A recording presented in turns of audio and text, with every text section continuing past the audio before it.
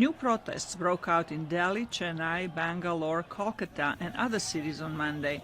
Angry protesters burned vehicles and threw rocks at the police or opposing groups. Police used water cannon and fired tear gas in some places to disperse the riots, fueled by reports of police brutality.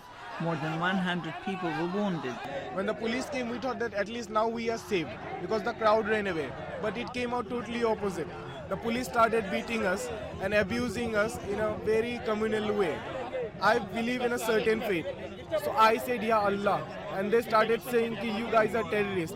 Under the law passed by Parliament last week, religious minorities such as Hindus, Buddhists, Sikhs and Christians from neighboring Muslim-majority Bangladesh, Pakistan and Afghanistan, who have settled in India illegally prior to 2015, will have a right to apply for citizenship on the grounds that they faced religious persecution in those countries.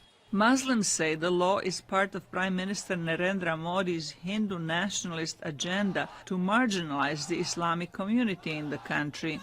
Muslims are not the only opponents of the law. We are protesting against the bill which the government has passed, which is discriminatory for one particular community. It's against the Muslims, it's against the ethos of India, it's against the secular ideas of India. Residents of the northeastern Assam state have fought illegal immigration from Bangladesh for decades and are opposing the law, fearing they will be overrun by outsiders who will take over their land and jobs and eventually impose their culture and identity.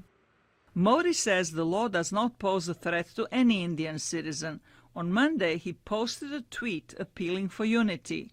The leader of the opposition Congress party said the fight for what is right will continue. The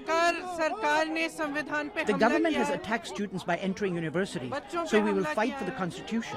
We have said it time and time again, that we will fight against the government. The United Nations Human Rights Office, the United States and the European Union have questioned the law.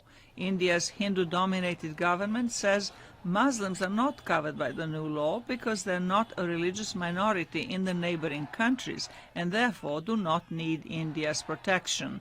Zlatica, Hoke, VOA News, Washington.